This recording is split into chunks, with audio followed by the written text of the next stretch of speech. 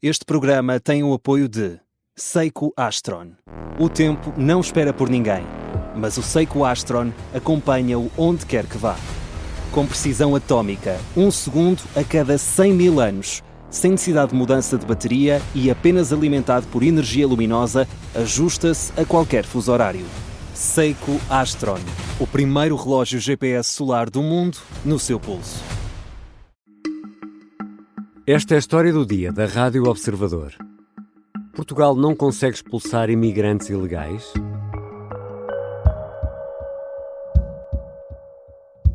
A questão das expulsões, e é bom que as pessoas percebam que o que se passa no dia de hoje é que Portugal não tem uma capacidade para o fazer. Está vedada AIMA quase. Não tem essa capacidade. A AIMA, desde logo, não tem capacidade de fiscalização, porque não é um órgão de polícia. É um órgão administrativo. Rui Armindo Freitas é secretário de Estado adjunto da Presidência e tem sido um dos rostos do governo no que toca à política de imigração. Nesta entrevista ao podcast Justiça Cega, da Rádio Observador, a 25 de junho, reconhece que o Estado não tem capacidade para executar ordens de expulsão de imigrantes ilegais e culpa o anterior executivo do PS pela situação. Na prática, e perante 40 mil ordens de saída, entretanto emitidas, cabe aos visados acatar ou não, voluntariamente. E se não saírem? É uma das perguntas para Nuno Cláudio Dias, advogado com experiência na área da imigração, que todos os dias lida com estas situações. Eu sou o Ricardo Conceição e esta é a história do dia, de terça-feira, 1 de julho.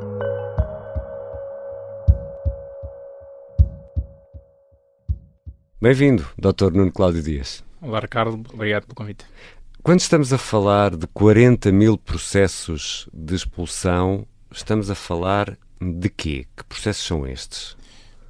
Bem, isto relativamente tem a ver com processos de pessoas que estão a tratar da legalização em Portugal, sobretudo pessoas que vêm não só do CPLP, mas também do Hindustão, e relativamente a este número são processos que estão, permita-me a expressão, mal parados ou que tiveram a decisão de indeferimento relativamente à sua entrada e permanência em território nacional. Não foram autorizados a permanecer, a ficar. Não foram autorizados após aquela que é a verificação documental por parte da entidade competente, que é a AIMA. E, portanto, não estando preenchidos os requisitos, aí há a tal decisão de indeferimento que neste momento aproximam este número, e que ainda não é certo. E que pode resultar na expulsão, mas já lá vamos a essa parte. Houve alguma coisa que tenha mudado recentemente, que tenha permitido, porque nós temos ouvido por parte do Governo vários números, passou para 18 mil, depois de repente são 40 mil, o que é que mudou para acelerar este processo? Há muita coisa que mudou. Desde logo nós tínhamos a CEF, Serviço Estrangeiro das Fronteiras, que entretanto foi extinto e agora passou a ter a AIMA, que é a Agência para a Integração de Missões e Asilo. E portanto, nós, como estamos numa fase de transição, que eu digo nós, estou a falar neste conjunto todo de advogados e a própria AIMA, que está numa fase ainda de adaptação, tem havido muitos constrangimentos, porque a AIMA, em primeiro lugar, tem falta de capacidade de resposta em termos de número de trabalhadores, mas, ao mesmo tempo, para justificar esse número de processos, é também a entrada, permita-me a expressão, sem controle por parte das autoridades competentes. E daí haver este número de processos parados e também processos em que está a haver as ordens de extradição, de expulsão. Ou seja, entrou muita gente e agora não há capacidade para processar todos os pedidos de uma forma célere, é isso? Não há, porque não há um controle efetivo em termos de entradas, de tal sorte que nem eu e nem a própria AIMA consegue dizer qual é o número neste momento de imigrantes num todo. Ninguém consegue dizer ao certo e, portanto, há um número inexato. Com verdade, ninguém sabe. Ninguém sabe. Nem o Estado tem condições, nem a AIMA, ninguém tem condições. Não se sabe ao certo.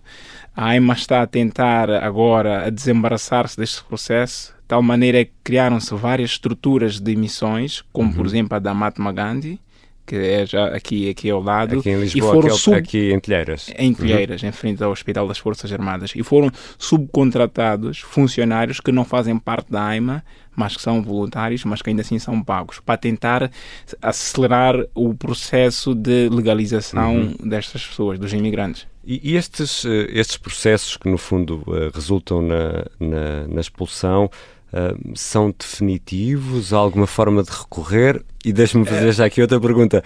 Se houver forma de recorrer, há hipótese disto acontecer verdadeiramente? Não é definitivo. Aquilo que acontece é, após a verificação, porque há a fase inicial, que é a da captação de dados biométricos e a consequente entrega dos documentos necessários para cada tipo de situação.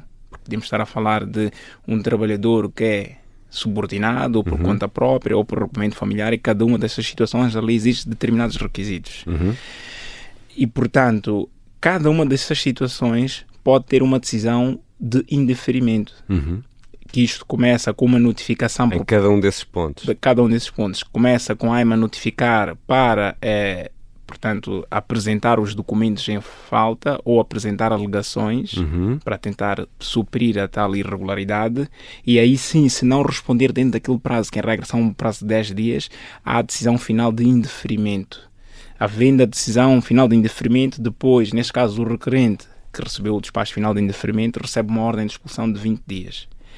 Há uma possibilidade, sim, de, após isto, recorrer-se aos tribunais ou fazer-se o recurso hierárquico também, e tudo isto vai depender daquilo que é o preenchimento ou não dos requisitos, porque há regras bem claras, sobretudo através da Lei 23/2007, que é a lei que regula a entrada e permanência dos estrangeiros, e, portanto, isto é uma coisa, muitas das vezes, objetiva, ou preenche ou não se preenche os requisitos. E consegue dar-nos 2 ou 3 exemplos desses requisitos, só para perceber por exemplo, o que é que, no fundo, pode motivar a expulsão? Por exemplo, para quem vem, portanto, para exercer uma atividade subordinada, nomeadamente de trabalho, tem de ter, naturalmente, o NIF, o NICE, o contrato de trabalho, os 3 últimos recibos de vencimento, o registro criminal do país de origem e o atestado de morada. Estes são os documentos principais. Isto significa que, por exemplo, se o requerente não apresentar, por exemplo, os 3 últimos recibos de vencimento, entretanto, recebe uma notificação por parte da AIMA para apresentar estes documentos no prazo de 10 dias. Ou se, por outra, o registro criminal não tiver apostilhado, por exemplo, entretanto, ele recebe na mesma uma notificação para poder apresentar o registro criminal do país de origem com a apostilha. E essa é o tal situação que levou àquelas cenas lamentáveis que vimos, não é? De pessoas que, no fundo, estavam à procura de um carimbo. Exatamente, que nós temos visto, por exemplo, nos Ministérios dos Negócios Estrangeiros, e sobretudo para CPLP, mas não só também, que temos visto agentes, mas isto também reflete-se no número de pedidos, porque é um número... Avassalador, é um número multidimensional, incalculável. E já voltamos à conversa com Nuno Cláudio Dias, advogado que tem experiência nesta área da imigração, mas afinal o Estado manda expulsar, mas não consegue expulsar?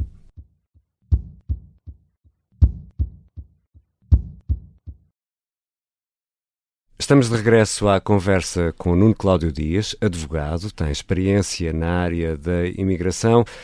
Doutor Nuno Cláudio Dias, mas afinal, o Estado, nestes casos do indeferimento, manda sair, mas não tem capacidade para levar a pessoa embora quando ela não quer sair. É isto? Ou seja, não tem capacidade de executar esta ordem?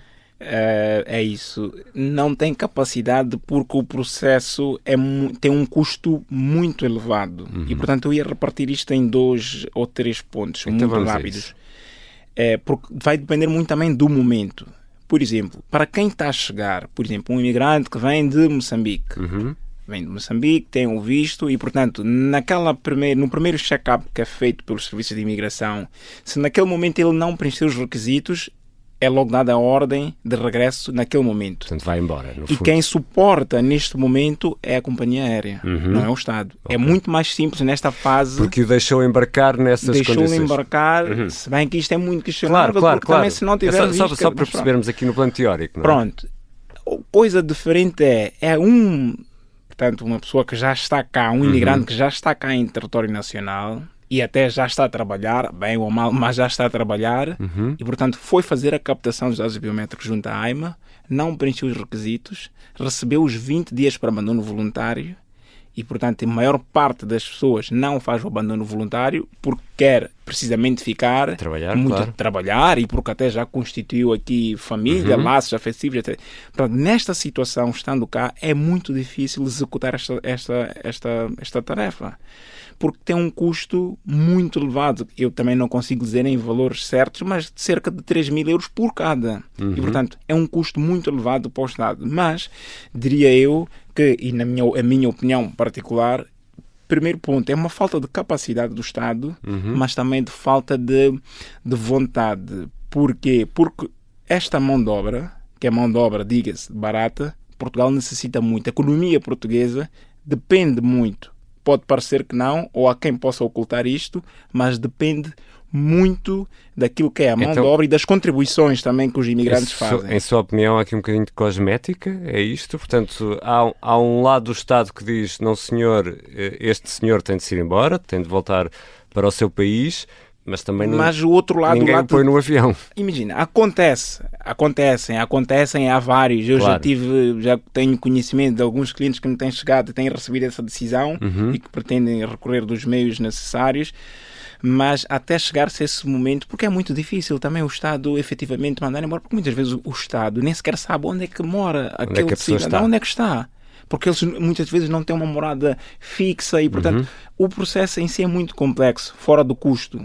O custo é muito, muito, muito elevado e Portugal não tem capacidade financeira, creio eu, para mandar de volta este número de cidadãos que estão em situação ilegal. Deixa-me só tentar aqui perceber uma coisa, até porque conhece o terreno. O atual governo atribui muitas responsabilidades à situação, à extinção do CEF e às opções tomadas pelo governo do Partido Socialista, e agora fala-se, e há a vontade da criação de uma nova unidade de estrangeiros e fronteiras, isto no âmbito da PSP, ou seja, que uma força policial para tratar deste problema. Isto poderá ajudar a colmatar este problema por exemplo, de expulsão de imigrantes ilegais ou não?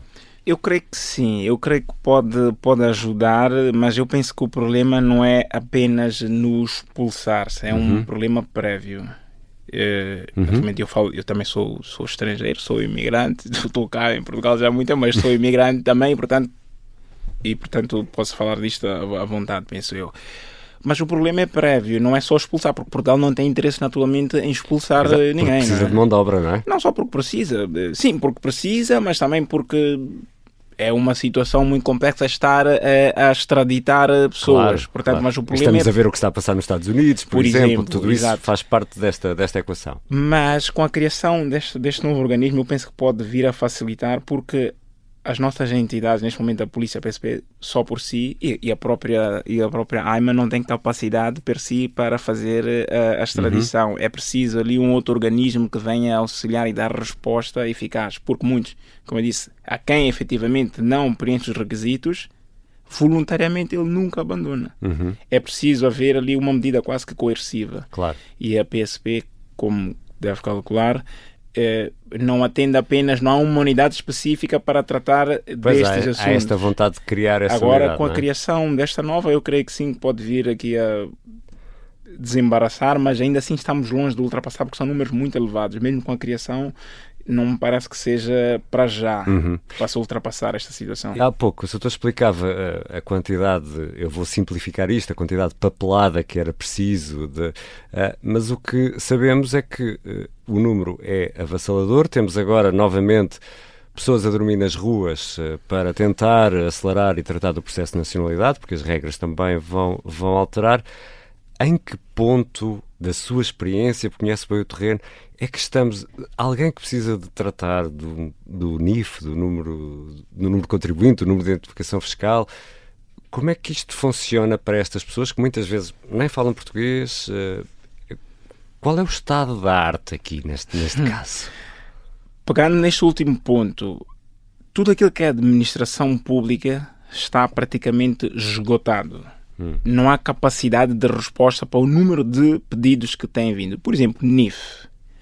Ao NIF, se for a qualquer repartição das finanças às 5 horas da manhã, já não apanha a senha. Para tratar um NIF, que é um documento simples, o que é que as pessoas têm de fazer? Recorrer aos nossos serviços. Advogado, com o advogado, temos senhas preferenciais, depois conseguimos com alguma facilidade e mesmo assim limitada. E mesmo assim limitada porque também temos limitação no número de processos que devemos tratar por dia.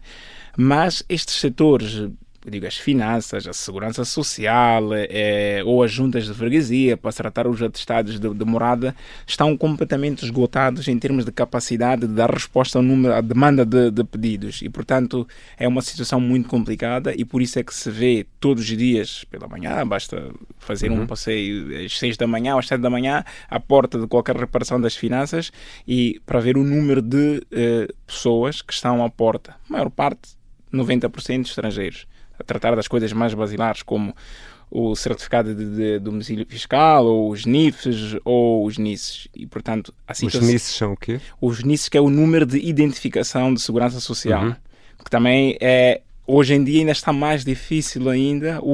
A própria segurança social acabou aqui restringindo um bocadinho mais em termos de regras para a obtenção do NIS daquilo que eram há 3 meses atrás. Portanto, a falta de resposta em tempo útil de um desses serviços, diga-me se é assim ou não, pode ditar um indeferimento de autorização para ficar em Portugal, ou não? Exatamente, sim, com certeza, dita, porque é da responsabilidade do requerente antes da data do agendamento, ter a documentação completa. Toda, claro. E, portanto, se ele não consegue ter o NIS, o número de identificação de segurança social, ou o NIF, ou o registro criminal apostilhado, e vai a uma estrutura de missão para fazer o agendamento, evidentemente que vai receber uma notificação e depois tem um prazo para apresentar o documento. E esse desespero que eu imagino que as pessoas sintam para tentar tratar deste tipo de questão fomenta a corrupção, ou não?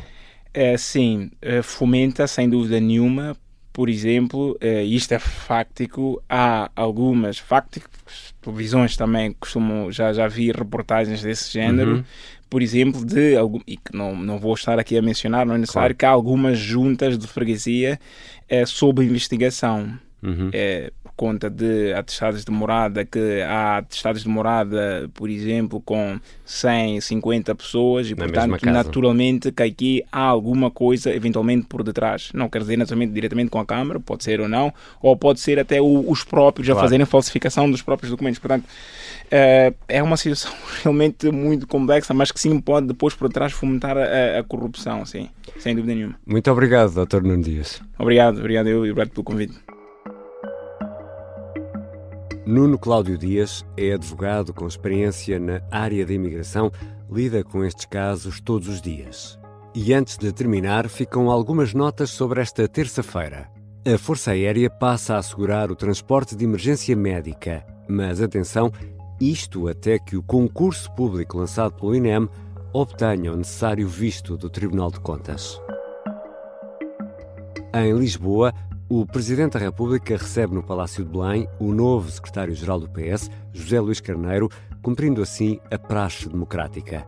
E em Bruxelas, José Sócrates entrega uma queixa-crime contra o Estado português, junto do Tribunal dos Direitos do Homem, pela forma como tem decorrido o processo marquês. O julgamento, esse deverá começar na próxima quinta-feira. E a França passa a proibir cigarros nas praias, parques e arredores de escolas, no fundo, em locais públicos ao ar livre onde possam estar crianças. Esta proibição não se aplica às esplanadas dos cafés nem aos cigarros eletrónicos. O não cumprimento da proibição poderá resultar numa multa até 135 €. Esta foi a história do dia. A sonoplastia é da Mariana Sousa Aguiar, a música do genérico do João Ribeiro. Eu sou o Ricardo Conceição. Até amanhã.